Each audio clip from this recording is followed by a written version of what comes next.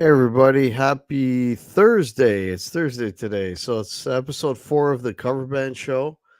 So we got a new topic for you, and I think it'll be pretty interesting and hopefully informative if you're in a cover band or plan to be on a cover band. So let me introduce my co-host in crime. He's the one that's come up with the topic, and he's gonna run through it for us. So with no further ado, here is Denskil Music. How's it going, man? Good. Hey, everybody. How's it going, Hack?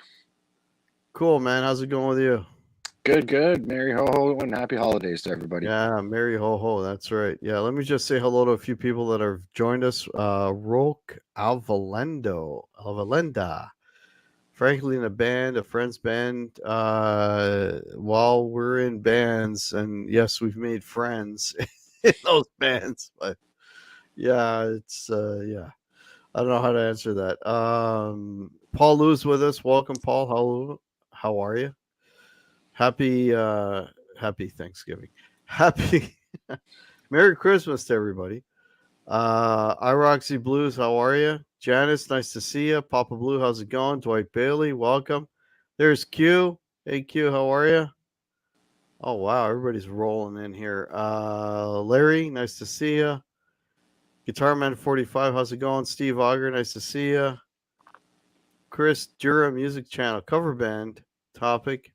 How do we stop drunk idiots from asking for Freebird? You know what? I wish I knew that answer because it's been a few months, but man, that was a tear there for a while. Yeah, Mitch Heyman, nice to see you. Okay, I think we got everybody. And there's Marion Hall. Hey, or sorry, Marlon Hall. How are you? Nice to see you. Merry Christmas, everybody. Hope everybody's doing well. All right, you get 21 people watching. Cool, cool. All righty. All right, so I'm gonna hand it over to Denskil because he's the topic guy for this week. I'm taking the week off. I'm just gonna respond. So we're gonna was it top 10 list you've got? Yeah, pretty much. Top 10 lists tend to be clickbaity, and yeah, it's one of those things that year-end wrap-ups tend to have them. So, and thinking of trying to think of interesting topics for the show. Um, I gathered a bunch of topics, and I wanted to consider whether they were overrated or underrated. So these are the top 10 overrated or underrated things about being in a cover band. So it could be underrated, it could be overrated, it could be both. Who knows? Either way, it should spark a conversation and some juicy comments. So I guess I'm the MC and the ringleader here today. So first, welcome everybody. We'll get things rolling here with the first topic. And Hack has already seen these, but I don't know if you had a chance to chew on them. A little bit. Topic number one is this thing overrated or underrated about being in a cover band, and that's band chemistry. And when I say band chemistry, I mean on stage persona, getting along, having a good time. You guys are having fun. Can that be overrated or is that underrated? What do you think, Hack? Uh, that is 100% underrated. I think that's one of the most important things Mm, is that you all get along and you all have a good time on stage. And remember, before you get on stage, there's a lot of hours of rehearsal and uh, working things out musically and all that kind of stuff. And if there's friction through that period, that's going to usually show up in one manner or another on stage. So I think that's a huge part of it is getting along with your band members and, egos in check and all that sort of stuff. And, especially when you're working out arrangements or different parts.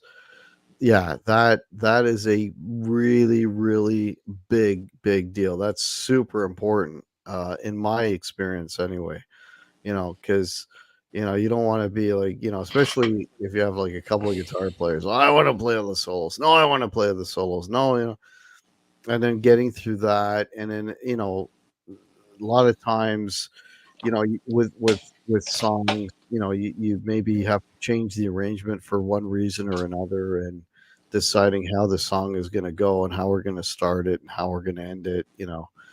For performance reasons, for practical reasons, and if you're getting flack at every turn, yeah, that could be a really negative thing. I could see that breaking up a band. In other words, really, really quickly. So I think the whole band chemistry thing is massive from my experience. What about yourself?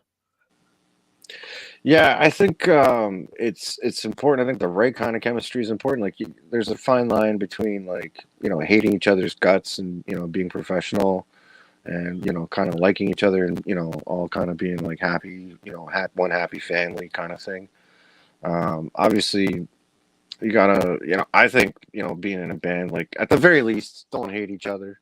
Sometimes that creates friction and energy, and competitiveness and stuff. That can be healthy in some ways, depending on how it goes. Like, some bands, like, you got bands with brothers in them that, like Kinks and Oasis, they're like, constantly going at each other, and that creates a certain flavor of chemistry, and you get this explosive performance. But I think when it comes to cover bands and just, straight up just getting along, having a good time on stage, like you said, that goes a long way. I think that comes out and transmits itself to the crowd and the audience.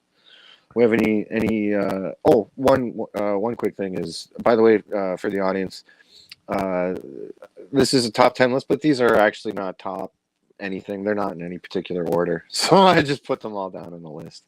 We'll just go through them in whatever sequence. And we'd love to hear your comments if you guys got anything. Do we have anything, Hack? Uh, I mean, one thing I learned a long time ago is the audience can really pick up on stuff. So, like, if you're having an issue with somebody and you're throwing a dirty look here and there, they can pick up on that. And the whole point is to entertain a crowd. And if you're not having fun, they can see that. And if you're having fun, they're having fun. Oh, It's absolutely. it's a very direct connection with the crowd. Let me just say hello to a few more people that joined us. Mitch Heyman joined us. How are you? Jesse's Guitars. Nice to see you. Joe Delenza, how's it going? What else we got in here? As a song, as long as the singer doesn't have lead singer disease, yes, that is a huge issue. Luscious Blackwood, new name to the channel. I can generally tell in about 5 minutes if the cherry isn't there. Okay, I think you mean not having a good time. Okay, Pelican J, welcome. Joe Delenza made a comment. A band that played a lot around in my city were pretty decent, but almost every gig you couldn't count on the drummer and guitar player getting into a physical fight. After a while, it became the draw. Laugh out loud. Yeah, let's go see these guys. They're gonna kick the shit out of each other in the third set. Yeah, no, that's not good. No. Zach Thong, welcome. Merry Christmas. All right. Yeah, I think that's huge. And right now, we're going through an issue with my cover band. Our drummer is ill, and which breaks my heart because we were such a good unit, and we were so tight, and we got along really well, and it was always fun. Even the load in, the load out at the end of the night, you know what I mean? We always left on a good note. And so that's a little bit, yeah. So that, I mean, the chemistry thing really cuts close to home, especially when you're losing hopefully only temporarily, a permanent member of the band. So yeah, that's a huge factor. Yeah, for sure. All right. What do you got for number 9? So number 9 is one that guitar players obsess about a lot. I obsess a lot about, and that is gear. Is it overrated or underrated? I think gear is completely underrated. All right. Underrated. Okay. I think gear is completely underrated, and I'll tell you why. So, um, and we talked about this, I think, in other episodes. The gear that you use is not for the audience. The gear that you use is for you. The audience doesn't give a crap whether you're playing an Epiphone or a Squire. As long as they hear, the music that they want to hear. It doesn't matter what it's coming out of. And yeah, so they don't care if you're playing $100 guitar or $1,000 guitar. That makes no difference to them. It's all for you, right? And as a player, as the one up there doing it, you know um if I'm playing a guitar that I really like and I'm comfortable with, and I like my tone, then I will play better. If my tone is shit, I will play shit. But that's the other thing too, which I'm sure will be coming up. The audience doesn't know that you're playing shit. Like they don't know the nuances, right? So I think gear is one of those things that, you go out and you get the good gear, but that's all for you. They don't care that you're using the perfect drive pedal and the perfect, overdrive and lead boost and all. They don't know. As long as you approximate what the song is and they recognize the song, hopefully before you get to the chorus, that's always key. As long as they know what song you're playing. Oh, they're doing that one. That's what you don't want, right? But if they know what you're playing, what you're trying to, press upon them, then I think gear is really underrated for the audience. It's more for yourself as a player. I don't know. What's your take on that? I think gear is overrated. Just in terms of, like you said, like the quality and the type. Like you can rock a cheap guitar out there and sound good, and um, like the quality of your equipment isn't necessarily connected to how good or talented you can make it sound, or how talented you are. Um, it's almost the best analogy, though. I agree with you 100%. The best analogy I ever heard about it was like, nobody cares how comfy the race car driver's seat is, or how comfortable the baseball player's shoes or hockey player's skates are. Right. Right? If and so I agree with you. It's pretty much for the player, Yeah. and therefore I think it's overrated. Just I think talking about it is fun, but like this, like, I really am not convinced that like a $3,000 guitar is worth that much more compared to, like, say, a $500 or $700 guitar. No. I don't think it's worth, like, sound wise. Like, it's just not. I don't know. I can't Yeah. hear that kind of money myself. So you know, um, I think for professionals it matters. Like, for people that make their living, like, they have to have that quality there all the time for good equipment, and which is more reliable, but and more robust. But yeah, I don't know. I think it's overrated. Yeah. I may have started my comments by saying it was underrated, but yeah, it's overrated. I think it's not as important. Where Mm, band chemistry is underrated. It's very mm. important. Yeah. Yeah, absolutely. All right. So next one we got is where is it here? Clothes. So Clothes. yeah, so how you present yourself on stage, how you dress. Are you going up dressed like in your pajamas and like you're going to bed, or are you dressed up to play a show?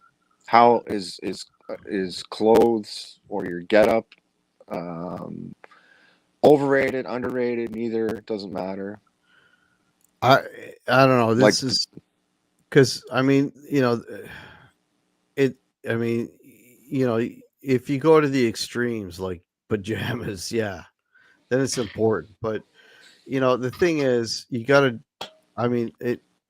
My approach is you got to dress to the gig, right? You got to dress appropriately for the gig, right? So, I mean, are we like in my particular example, and for what I do, we're not all wearing matching uniforms or anything like that because that's not conducive or appropriate for what we do.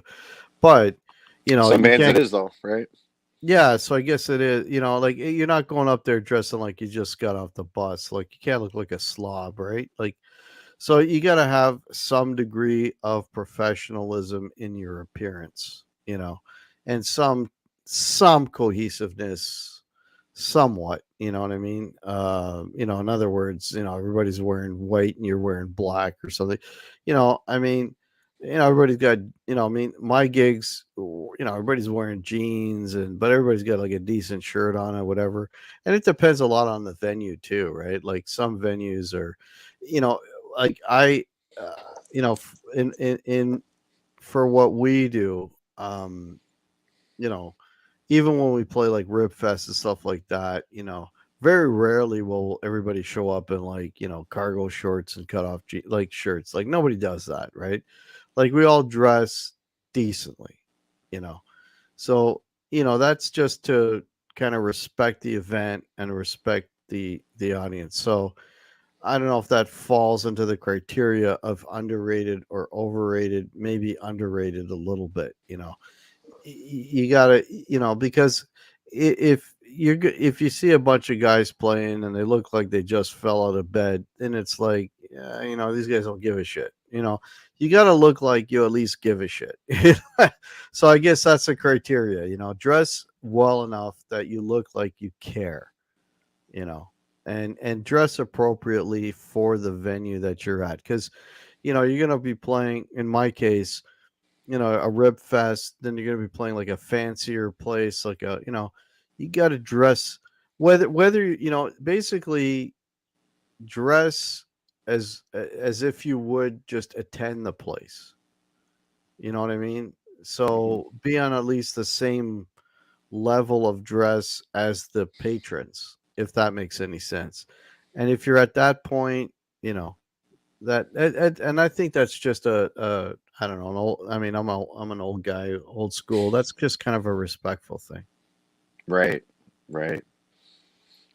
Yeah, I'd say pretty much the same thing. I mean, how you dress and what your attire is definitely important for function bands and wedding bands and corporate gigs and that sort of thing. That you got to be wear your uniform like you're going to a job kind of thing, right? Yeah, Um, I would say play it like you said it. Just see what kind of venue you're playing and dress accordingly. Like, try and have a shower after work, before you go to the gig from the construction site.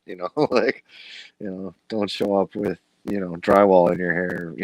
Like, yeah, you got to look presentable. I mean, yeah, you got to keep in mind, right? As a cover band, you're going to work. yeah, You're going to work. I hmm mean, so you got to look like you're going to work, right? yeah, And you know so you gotta be appropriate to wherever you're working at that particular time, at what that venue is, so that venue will kind of determine. hmm So I mean, yeah, we dress a little better for the high end, because we do some high end stuff, and then we do, your regular bar band gig. We're playing New Year's Eve. Am I going to show hmm up in khakis at a New Year's Eve gig? Probably not, right? First off, I'll freeze my ass off. But besides that, yeah, you know what I mean. But you gotta dress somewhat appropriately to the show, right? So yeah, absolutely, yeah. yeah. All right. Next one. These jump all over the place, by the way, folks. We have any cool comments that you want to drop in on, or? Well, Quentin says it was the '90s. Bite me. Lucas Blackwood says underrated to me. Nikki Six once said that when you walk in the bar, everyone should know you are in the band. Well, I Mm, mean, that's Motley Crue. That's not a cover band, right? That's a little bit different. That's not a straight analogy. We're talking cover bands here, so it's a little different. Yeah, yeah, yeah. right on.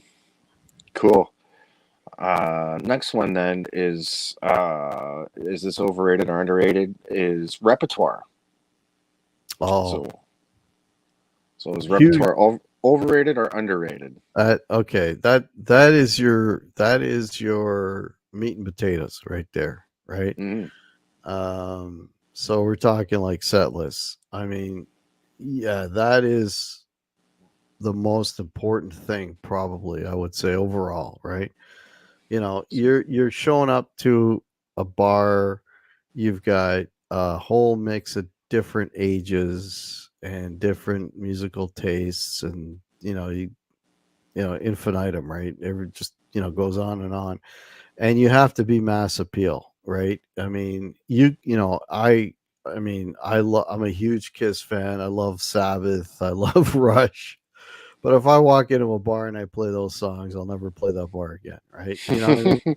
So, I mean, you can't, You you can't have dance to Rush. and you can't dance to Rush and you can't dance to Black Sabbath, okay? As much as you love these bands. So you have to kind of like very much tailor what you do to mass appeal because again, you're an employee, you're going into a bar, you're there to entertain the people. And if the people are sitting there looking at you and then little by little they're leaving, you're not coming back.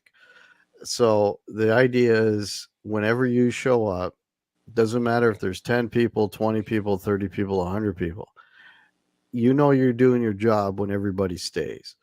And better yet, you're doing your job when they stay and they're getting up and they're moving to what you're doing. Right. And that's all about repertoire. So you're going to have 30-year-olds, 40-year-olds, 50-year-olds, 60-year-olds. You got to hit all those targets. You have to hit all those targets, right? You have to have something that everybody's going to be able to latch onto and sing along or get up and want to dance to and whatever. And when you see that happen, when people are on the dance floor, you're doing your job. So repertoire is absolutely huge. It's probably the most important thing is to have a good set list. So I'd say that's huge. Yeah, yeah. So you rate it highly. So you think Oh, it? that's It probably number one. so it can't be underrated. It's got to be overrated. Overrated. Yeah. Yeah, yeah. I would. I'd have to again. I'd have to agree with you. Having a living, breathing, flexible repertoire, depending on the type of venue you're playing, is great. Like even that goes as far as like even like if you're say you're in a Metallica tribute band or like a Napalm Death tribute band or Stone Temple Pilots or Rolling Stones. Like, as you just say, you play one cover of one type of band. You still have to have that good repertoire. You got to Even if play you're the hits. even if you're playing in a narrower stream, right? So yeah, reading the crowd and like knowing a good set, being able to play it Yeah. A, effectively. a tribute band is a whole different thing because if they're there to see you, they're there because they're fans of that band, right? Even then, though, you're still gonna have to play their more well-known songs, right? Yeah. But I mean, yeah, like you have to keep the people entertained. You have to keep them engaged. You have to keep them wondering what's the next song. What's the next song? Oh, these guys are playing songs that are like, what's the next song? And yeah, that's absolutely huge. It's Hmm. huge. Yeah. Cool. Did you want to check comments or should we go to the next one? Let's see. We got repertoire. Chris Durham says repertoire is good if the band can actually cover the material. Yeah, I'm sure that's Hmm. coming up. That is. Song, yeah, song selection is make or break it. This is Paul Lou. Wrong songs and you won't be coming back for another. Yes, that's exactly what it is. You know, one thing about cover bands is, you have to really put your personal, music that you love, kind of put that aside and decide, okay, what's the most appropriate. And I mean, you talk about reading the crowd. I mean, if you're in a band for a long period of time, which I've fortunately been in a band for, I don't know, like 8 9 years now, you can read the crowd and you can change the set list up on the fly. Hmm. We're like, oh, let's do this one because they like that kind of stuff. Let's do this one, and then you can kind of engineer it, to keep them up because that's really it. I mean, you're there to sell beer and keep people in the place, and yeah, yeah. So repertoire is absolutely massive. Yeah. Right on. Yep, for sure, for sure. Next on the list is chops. Overrated or underrated? I think chops are underrated. Chops is And underrated.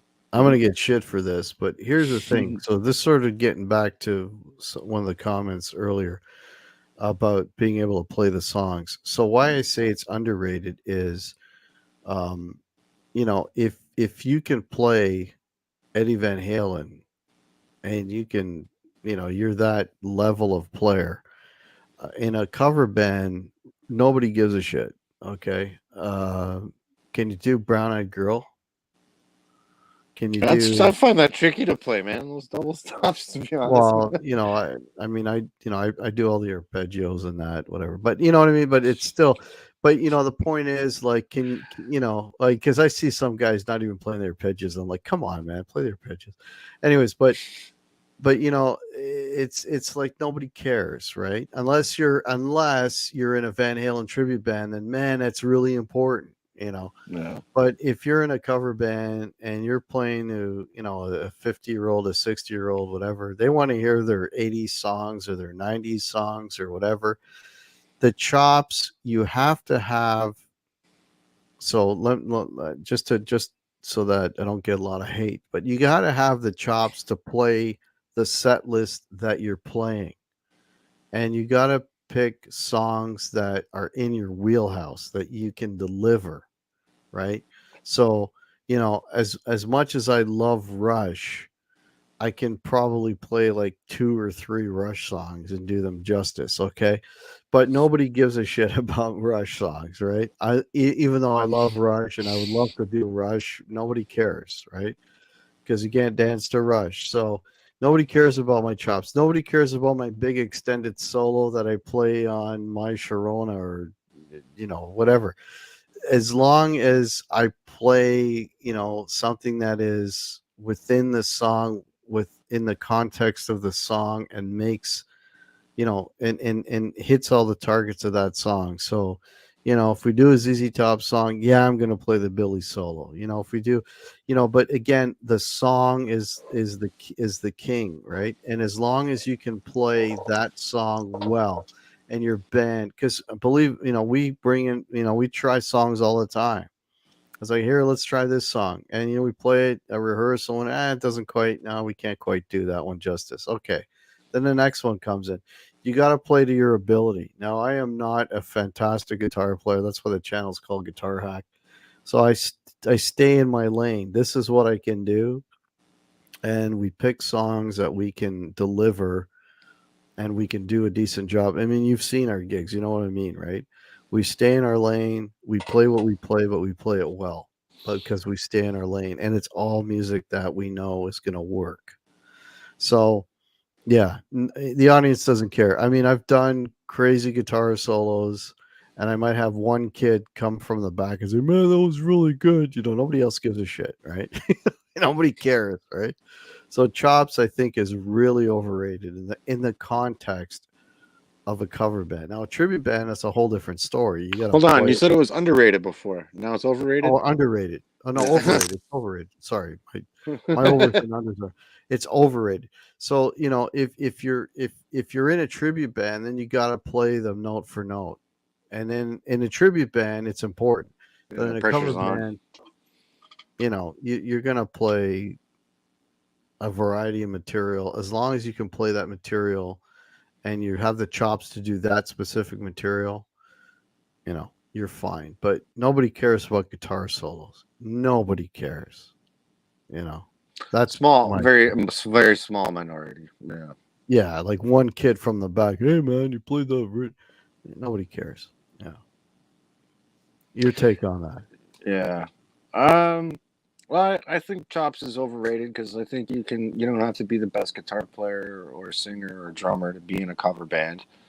Right Like here. I think there's very few people with ridiculous amounts of talent and in cover bands like that in just in any musical arena, except maybe for jazz bands.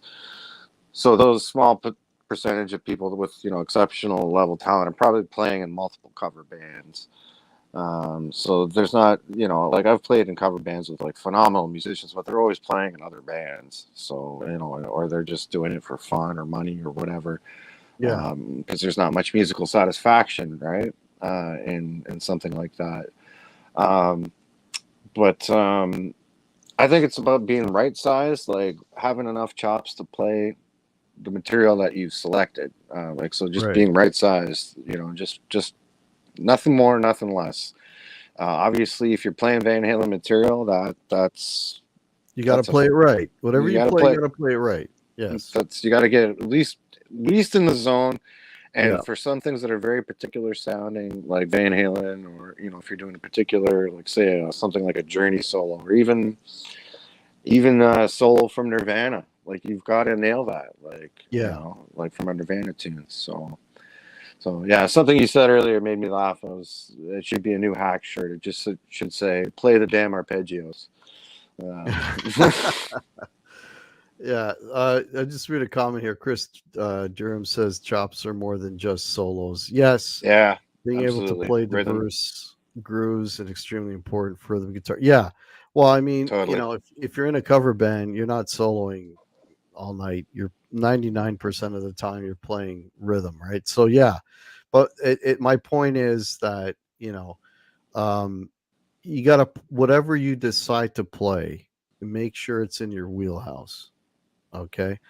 And, don't overstep, because a lot of times when you overstep, in my case, overstepping would be like getting into like more technical stuff and whatever. And those are generally, that's generally material that, is not going to go over in a bar. Like, now you mentioned something about musical, getting your rocks off, right? Now, I mean there are times when I just, just to kind of challenge myself and keep myself interested. Most of my solos are improvised, unless they are, like, if you're playing like a ZZ Top, you got to play that exactly, or an ACDC, you got to play that exactly, right? But when there's times to kind of like just go nuts, I will go nuts, and I'll just, you know play extended solos and stuff. But I mean, that's just for me to get, you know my rocks off. But literally nobody cares. Nobody cares that I played an amazing solo on, pick a song, right? Nobody cares, right? It's just self-satisfaction. But that is not what gets you, four more bookings at that venue. That is not what does it. Okay, what does it is your set list for all the other stuff and getting the people involved and everything else. So you got to kind of like, as a player, you kind of have to take a step back and look at the bigger picture. Because again, keep in mind, you're in a cover band. You're basically an employee of that bar for that night. That's what you have to kind of, and it took me years to get my head wrapped around that. But at Hmm. 56, I finally have my head wrapped around that. Yeah, Yeah, some people never get it, right? yeah, and that's why they don't have any gigs. Yeah, So I mean, it's just that simple. which is kind of a topic coming up later on. It's related to that, but we'll get to it.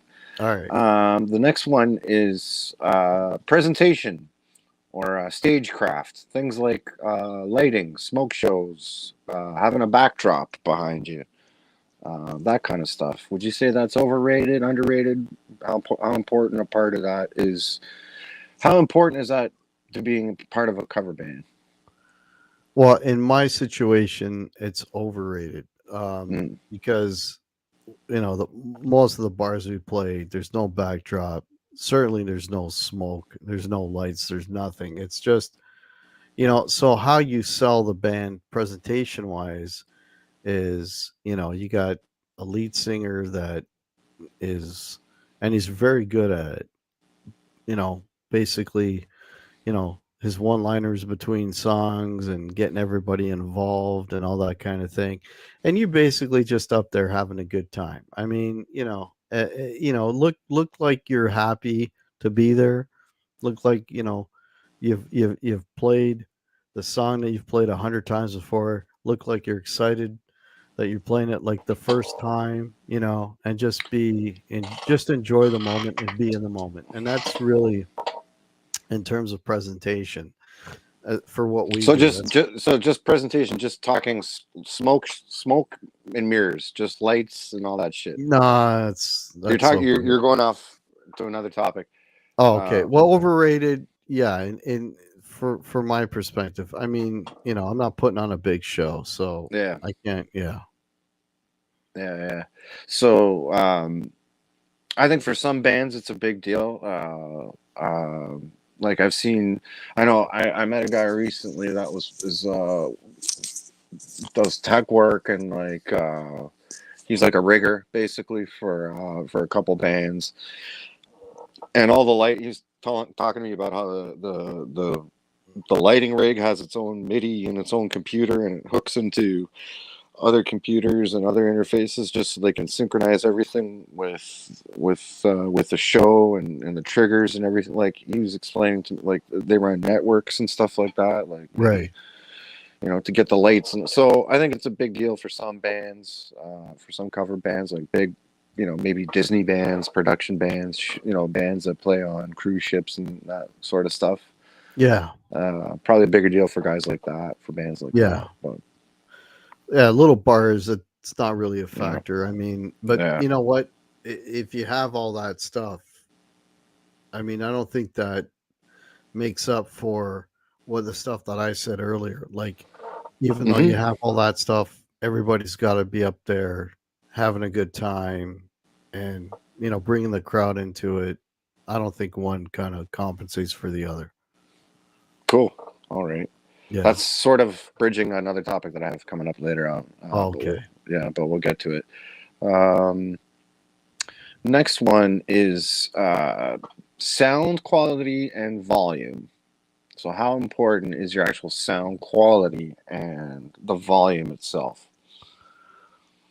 Well, sound quality is is important.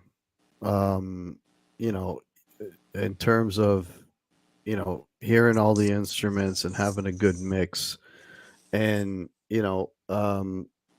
normally what we like, depending on the venue, again, everything depends on the venue. We'll have somebody from the band kind of go out and stand in different parts of the place, and okay, okay, I can hear everything, I can hear everything, because if the sound, it goes back to that other thing, like if the sound quality is good and they're hearing everything properly, then that's gonna kick them in the butt to get up, and dance and enjoy the music, right? If they can't hear, somebody vocally or guitar or drums, or it's gonna take away from that experience. So that, I think, is really important, to have a good mix of the instruments and hearing everything well, right? Because you can't get off on the music if you're not hearing the music, or literally is what it comes down to. So I think that's really important, yeah. And a lot of times, depending on the size of the place, you're just playing straight out of amps. If you're playing a larger place or a place that's got like a PA system, you might mic your stuff. But at the end of the day, it's, what do the people hear? Do they hear what you want to put out? And if they do, then, they're more likely to enjoy the band and get off on the live music. So yeah, so I think that's important. That's so overrated, I guess that would be. What would you say is roughly, if you had to guesstimate, percentage of gigs you've played with that have had a sound man and a sound system there? I could count them on one hand. Yeah, like the rib fests and that kind of thing. Rib fests, yeah, but rib fests, there's no sound check. It's like, all right, check your mic. Okay, go. Yeah, That's a rib fest. were your mic were you using a backline or brought your own amp? Backline, yeah. Uh, All right, you can hear yourself. All right, go. And then you're playing on stage. The rib fests were, I mean, they were terrible because I think I did two of them this year, and one of them I could not hear anybody but me. mm, It was, and so now you're walking over to where the drums are so you can hear what's going on, right? It was really, really bad. It's like you're playing in a fog, you know what I mean? You don't really know what's going on. And yeah, it was a bad experience, right? Most of the time, most venues that I play in my area here, um, they don't have house PAs. So we're like, we bring the whole thing. We bring the PAs, we bring the mixer, and then, we do a little sound check. And you know and you were talking about volume. I forgot to mention, so again, depending on the venue, some places, the first set, man, you're playing really quiet. It's like, man, it's like I play louder here than I do there. It's ridiculous. And then as the night progresses, you can turn up and turn up, and then by the end of the night you're pretty loud, and then you're really rocking, right? But yeah, but most of the time we bring in our own shit, and we do our own kind of, very, very brief sound check. So the first set for me is, it's a lot of tweaking. It's tweaking the amp, it's tweaking the pedals. It's, by the second set I kind of have my sound down, and again, it's that comfort thing again. Okay, I can hear everything. I like the way it's sounding, and now I'm just gonna play. Yeah, if you But sound good, you play good, right? yeah, and that usually takes, because we don't have, like, half an hour to do a sound check. The odd place will have place. The last place we played had a really fantastic PA system and whatever, and we had proper monitors and whatever, and that was like, you felt like a real musician. I mean that, but those are like, count them on one hand, you know.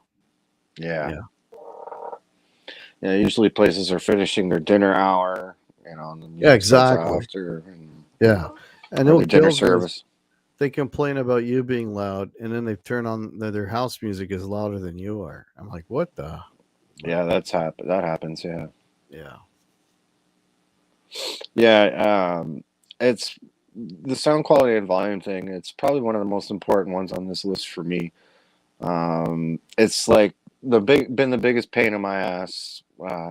Since like I ever picked up the guitar and decided to get into bands, just because at like basically my bottom kind of line in the sand or rule of thumb is playing with a freaking drummer, like a real drummer with real drums. Like there's no volume adjustment on those yeah, damn exactly. things, so I have to be at least as loud as that. So the over the years, countless arguments with club owners and managers and bar staff and people, and just being like, oh, I can't hear the singer, I can't hear the singer, I can't, or it's too loud, or it's too quiet, or this or that. Like, the poor drummer's playing with those silly Bamboo swizzles. sticks, Yeah, like just and then you they can't, put dampers on all the drums and the yeah, cymbals. Yeah, we've done that. panels. We're Yeah, going to be doing that in New Year's Eve. yeah, Okay, first set or two, bamboo sticks, and just quiet. Yeah, yeah, quiet quiet. styles. And And then then all that shit comes off, and then we can turn it up, right? I mean, when the place starts to fill up with bodies and voices and stuff, right? And you get yeah, more bodies to absorb the sound, and people are talking, and so just the general volume goes up. So you got to you're dealing with a dynamic soundscape or landscape that you got to fill with sound, right? So, right. this probably out of all the ones on the list, I'll get you to pick. If we got time, we got a few minutes left, and we got three more to go. But if we got time, maybe we can actually try and rank them or pick the top three or most important ones to us or something. Anyway, just Yeah. a thought. Let me just say hello to a few more people. Yeah, Papa man. Blue, Michael B. Live, welcome. Pelican J, how are you? Hope I'm catching everybody. Edwin Crane, nice to see you. Lucius Blackwood, welcome. He says everyone seems to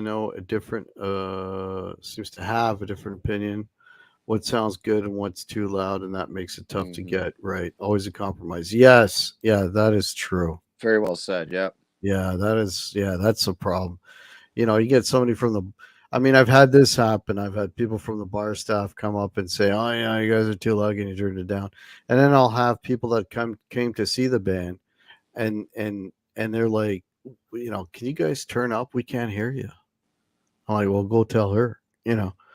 you know, I mean, I fortunately, I mean, I don't say this to be big headed, but fortunately, I've had, you know, because I've been playing a lot in a lot of shows in certain areas, I'll have people that follow the band, and I have a couple of people that really like, for whatever reason, delusional or not, they like the way I play, and they will sit literally right in front of me, right, because I want to hear, and they're like, oh man, I have to move over here just so I could hear you, you know, and we'll still get told, you know, turn down, turn down. It's like, man, you know, people are here to see the band, you know, and then they turn on the music during the break, and it's like twice as loud as we are. That happens all the time.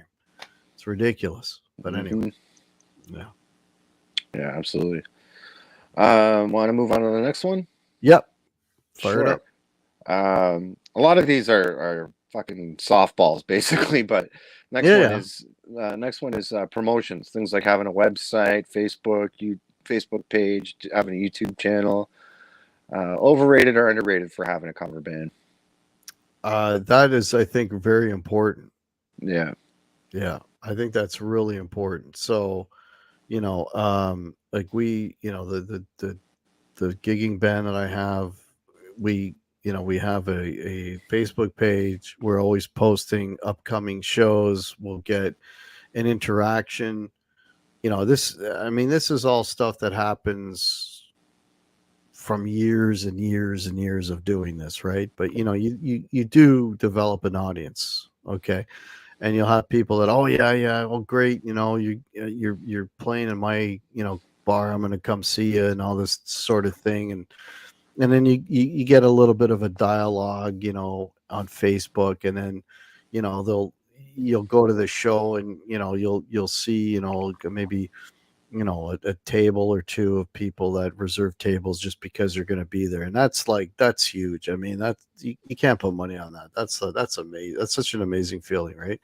You know, they're actually there just to see you, right? But you know, but they wouldn't know that you were there unless you had that presence, right? That online presence, whether it be, you know, Facebook or Instagram or whatever. YouTube, not so much. I think it's more of a Facebook thing, right? It's like, hey, we're playing at this place on such and such a date.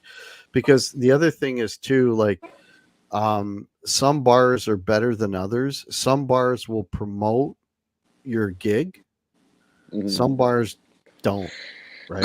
So some bars, you know, a few days ahead of time, they'll put a big, oh, you know, so and so's coming Saturday night, come on out, see the band. Other bars, they just, you know, it's like a secondary thing, right? So, and they actually rely on you to kind of promote the event, right? You know, because, you know, they're like, oh well, you know, if you've got, you know, 10, 20 people coming, you know, that then you let them know, right? They want you to bring people in, kind of thing, right? Which is kind of a blessing and a curse, right? In a little bit of a way, right? So, because if those people don't show up, then they get pissed off at you. But anyway, but that's a little bit of a blessing and a curse. But I think the yeah, having an online presence is very, very important. Yeah. Yeah, I have to agree. Where I disagree maybe a little bit is the YouTube because I think that helps with getting gigs. Um, like Yeah, in that yes. if Yeah. like you're kind of new or starting up. If you're Um, starting out, yeah, yeah, I agree with that. um, yeah, and it's if you've got a good stink, then you'll get some followers and people can follow you on Facebook and yeah, you just get a following going, and that's like the old school way of growing an audience. Yeah. So yeah, that's a nice beach ball size one there. And so is the next one, which we kind of talked about before a little bit, but it's crowd engagement. So being really focused on the crowd, look like you're having a good time, talk to them, banter, Yes. promote the bar, that kind of thing. Yes. Promote your next, maybe I know some places don't like it when you promote the next show. No, they don't. Yeah, because it's like at another bar, right? Usually. Yeah. Uh, um, but we used to. So yeah, I got scolded once by a bar owner about that. Like, hey, don't promote the competition. Uh, Yeah. and I switched to saying, "Hey, check us out at our next on Facebook for our next show." Blah blah blah. And kept it at that kind of thing. Um, but yeah, and so you we were talking earlier about how your front man does a good job of in between song banter Yeah. and let's face it, everybody kind of looks at the front, and concentrates on the. No one gives a Yeah. crap what the other guys are doing, right? No. It's a lead singer Yeah. job, pretty much, right? Yeah. What would you And say? I think that's huge too. You need to have social butterflies, right? Yeah, So, so when you're done a set, you need to have one or two guys to kind of like, like to mingle and talk to people and this and that, for a couple of reasons, right? Like feedback, how's it sounding? You guys having a good time? All that kind of stuff. And then kind of to plant seeds. Well, we're going to be playing this place next and whatever, or like check out our Facebook or whatever, and then so that's like off stage to kind of have that person, and we have that person, and he's very good at it, right? Like I could never do that. I'm the guy that once I'm done the set, I go sit in a corner and I have my beer, right? And then, then it's, if the odd person wants to come and say hello, that's cool. That's always kind of awkward though, but that's cool, right? leave But me alone. leave me alone. I'm a guitar player. Get lost. I don't like people. No, I'm not like that. But like you just get a little bit embarrassed, right? When people approach you, but but anyways, but you need to have somebody like that, and then and on the mic, like during the course of the night, hey, let's get a sing along or make a little speech or some one liners or a joke or whatever to kind of Or a like happy birthday. happy birthday, or you need Yeah, that guy, and we have a guy that does it very very well, and yeah, because if you don't have that guy, then it's just like, there's no um, personal connection. connection between the band and the crowd. Because again, like I mean, in my function is I'm the lead guitar player and I do the odd backing vocal, but I rarely, if ever, talk to the crowd unless I've had one too many beers, then I'll say something, right? But but yeah, so they're just this guy played and then he left. There's nothing there. There's no cement happening there. There's no contact, right? So to have that guy, I think is very very important. So yeah, you got to make that personal connection, and then they feel like they kind of know you, and then oh yeah, and then you say, hey, we got a Facebook, hey, we got a this, hey, we got, and then you get that interaction going, and that's how you build your audience, right? So you got to have minimum one, preferably. We had two social butterflies in the band. So we had one guy that was a social butterfly on stage and off stage, another guy that was just off stage because he was busy doing something else. But yeah, that's super important. That is super important, I think. Yeah.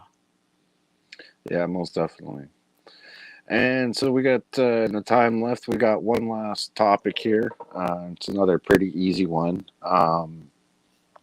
It's being professional with the venues. So that's things like showing up on time, starting on time, ending on time. Yeah. Not haggling over bullshit. Kind of goes both ways too. I mean, with the venues, paying you and Yeah. not treating you like garbage. That helps you be professional. Yeah. But That's really, yeah. but yeah, just controlling things like don't be a drunken asshole. That kind of thing. Yeah. Um, don't smoke too much weed or whatever. Before you play or whatever. Don't do dumb shit. Basically. Yeah. No, that's really important, right? Mm-hmm.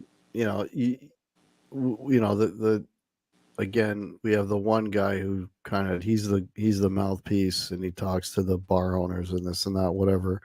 But like like if I'm the first one, it's sometimes I'm the first one to show up at the gig, right?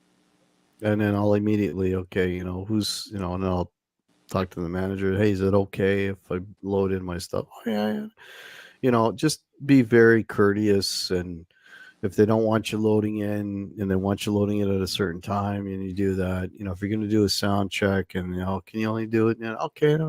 The volume thing, because again, I mean, they're paying you to be there. So you got to be respectful of that. Right. And, Yeah. Yeah, a lot you of times know, you're loading in through their dinner hour or through their kitchen cleanup, through your walk, carrying it right up through yeah, the back kitchen area. yeah, yeah. Well, you ask them, is it okay if I bring, do you have a back door? Yeah, So and so you got to be really respectful of that, and the payment, at the end of the night, sometimes they'll pay you right there. Sometimes they do an email. Now the popular thing is, oh, we're going to email transfer you the day after, the 2 day, whatever. That's become a big thing now. is Yeah, that real? yeah, that's real, man. That's real. Man, I don't know, Get man. I don't get like used to that. the email transfer. It's coming. It's Cash coming. is king, baby. Cash is king. I don't know if No, I can handle that. not all of them do cash anymore. So, stuff like that. And, and then at the end of the night, you kind of get a report. So, did you guys have a good house? Did you guys do well tonight? Oh, yeah, yeah, yeah. And then sometimes, hey, you know what? They had a particularly good night and you were respectful and, everybody had a good time. Hey, Get a an little extra. extra little bit of money for you. I mean, we've had places that, we don't usually do like a tip jar, but they'll actually create a tip jar and say, here, tip the band, like, so yeah, I mean, if you got a good working relationship with the bar, you know they'll do stuff like that for you, and most importantly, it's like at the end of the night, yeah, we got some openings next year. Next thing you know, like, a couple days later, they call you up, you want to, and they give you a bunch of dates and you pick and choose what you want to play, right? So, because you did your job. They had a good house. People that were there had a good time. They got the good feedback. At the end of the night, if we did what, because when I'm driving home at the end of the night, after a long night of playing, and I get all my shit in the car, and and if the last thing I hear is, oh man, they love the band and they want us back. I mean, that's That's it right money. there. That's Yeah. it right there. You did your job, man. It's a job. Don't forget, it's a job. It's a jab. It's a job. It's like any other job. You got to do well, Yeah. you know. So So, yeah, all right. that's huge. So, so just a quick recap of the top 10. We got band chemistry, gear, like musical gear, clothes, repertoire, chops, presentation, sound quality and volume, promotions, crowd engagement, and being professional with venues. Those are the 10 things that we covered tonight. Any of them jump out at you as being super most important? Top Super three? most important, repertoire, Yeah. crowd engagement, Yeah. right? Professionalism in terms of like being on time and doing what you got to do and all that stuff. Yeah, those three would be the biggest, you Yeah. know. Yeah, Yeah. because that's what gets you the gigs. Hmm. Like as of right now, we have 20 already for next year booked. That's crazy. That's really That good. is crazy, right? Isn't that crazy? And that's Yeah. like not 20 different places. That's like one place wants it for four, another place wants it for another four. And, you know, yeah. And that's because of relationships, doing all those, checking all those boxes of being on time previously and having a good set list and people having a good time and whatever. And I'm Engaging the telling crowd. you, gauging Yeah. the crowd. And I'm telling you, it's got absolutely nothing to do with, I'm, having the Neil Peart on the drums. It's got nothing to do with having Ingve playing guitar. It's got nothing to do with that. Nothing. It's got nothing to do with me bringing out my $5,000 PRS. It's got nothing to do with, not that I own one, right? If anybody wants, Christmas is coming. If anybody, just kidding. But it's got nothing to do with any of that. It's got nothing to do with light show and smoke. Nothing to do with that. right? You got to put things in perspective. What does it have to do with? Entertained a crowd, you were on time, you're a professional, and you engage them. That's it. Those three things. That is the key, Yeah, right? I'd have to agree with you, Hack. Looks like we're just at time. We got any cool comments? All right, Must- let me we've had people commenting as we've been going through, so let me catch up here a little bit. We can go a bit over, right? Yeah, we can go a bit over. Lucius Blackwood says people may notice if the vocals are off, but they won't notice a few missed notes. Yeah, that's absolutely true. So, um, yeah, people won't notice if I'm playing a solo and I hit a bum note, but if the singer's off or misses a verse or whatever, that does stand out quite a bit. Yes, I that is 100% true. Somebody wants to. Okay, forget that. I was going down here real quick. Yeah, Michael B. Live. Yeah, best stage moves are all about having fun or look like you're having fun. Yeah, yeah, that's totally true. It's going down here. Okay.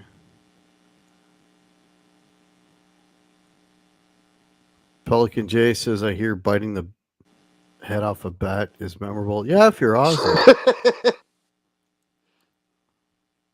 That's a John good the shout. Dark Wizard asks, what is the band that you like to cover the most? Um,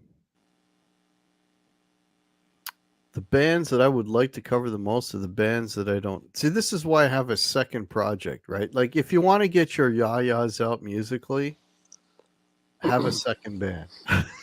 Because with the second band, that's when I'm doing my Queen and I'm doing my Journey and I'm doing my Cult stuff that I really like playing.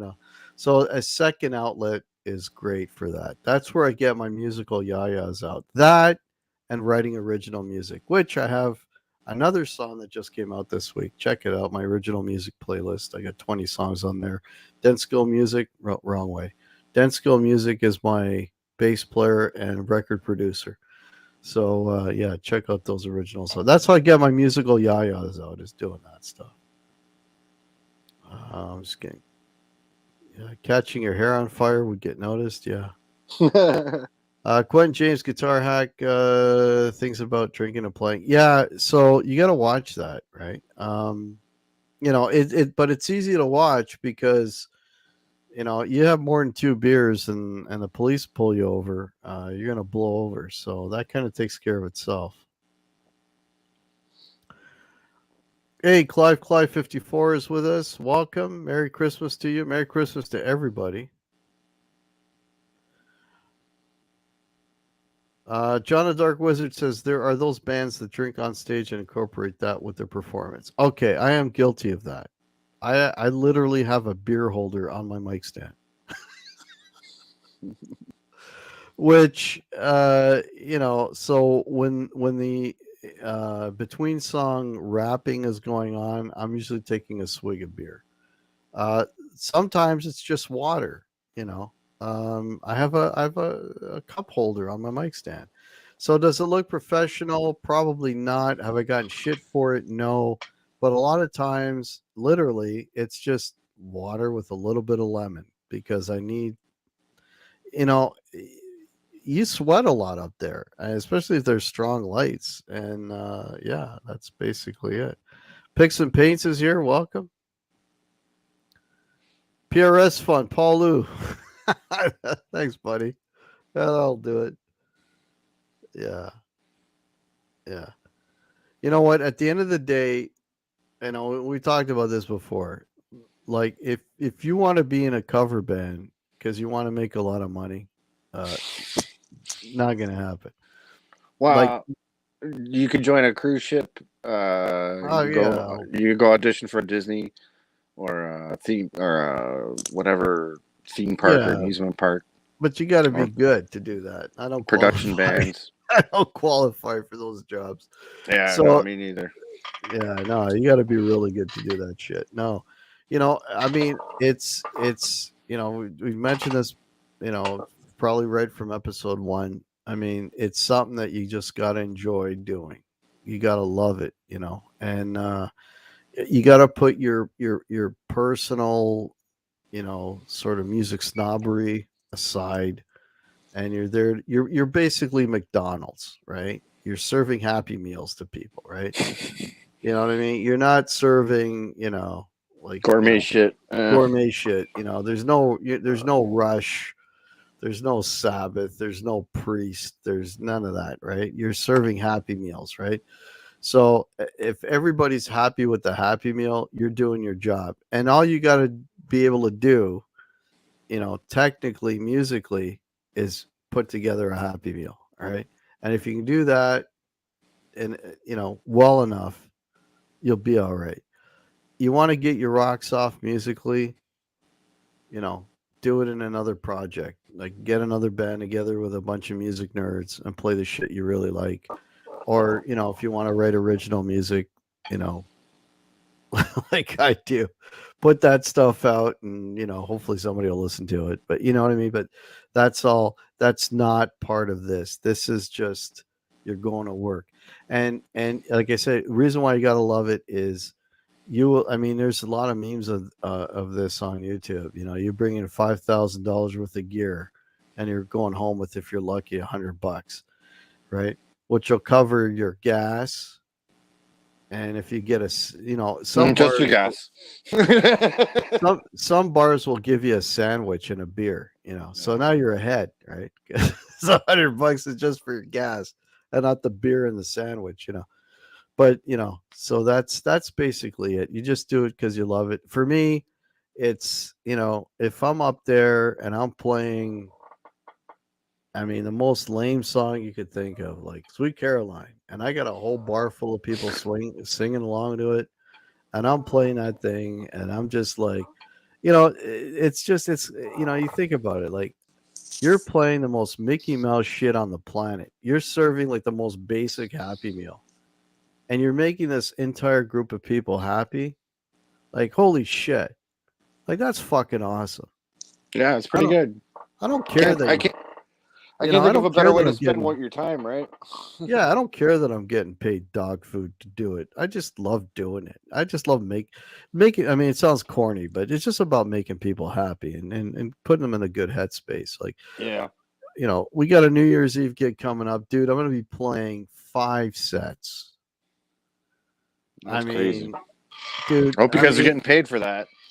well, a little more than usual, but still, you're looking at, uh, conservatively, probably playing 60 to 65 songs. Okay. That's a lot. Like, that's a goddamn workout, Yeah. Like, I won't touch a guitar for a week after that, But, the place is more or less sold out, So we're going to have a group of people, and they're there and they just want to have a good time. And guess what? Your job is to make sure they have a good time. So you play those goddamn songs, you play them to the best of your ability, and you just watch those people have a good time. And your reward is watching those people have a good time. That's it. That's what it's all about, man. And if you're not up for that, don't join the cover band. Hmm. Yeah, that's about it. Anything Right else? on. No, I'm good. That was a fun show. I hope people don't mind me picking the topics. I thought that flew. Yeah, yeah. Thanks Some good everybody for good comments too. awesome comments. Thank you everybody for watching. And if we get I keep saying this. This is episode 4. If we get the views and the thumbs up, we'll keep going. We'll do this into the new year. And anyways, hopefully everybody enjoyed the show. And most importantly, everybody have a fantastic Christmas and a fantastic new year.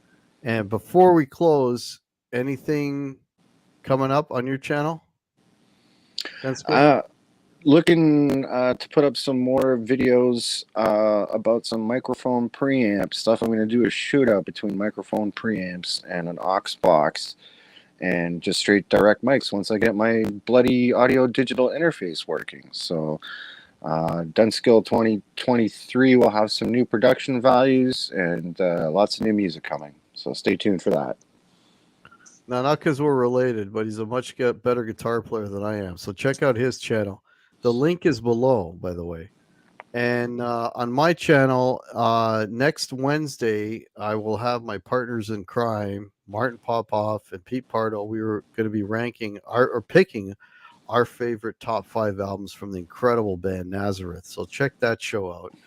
And also check out a new song that I just put out, Blindsided, which again, Denskil was kind enough to tolerate my playing and produced it and put bass on it. So check that out. That's out now, and hopefully we'll have some new music for you in the new year because I got another one in the can. So yeah, so check out the playlist. Give us a thumbs up. Happy New Year, everybody. Merry Christmas, and we will catch you in 2023. All right, take care.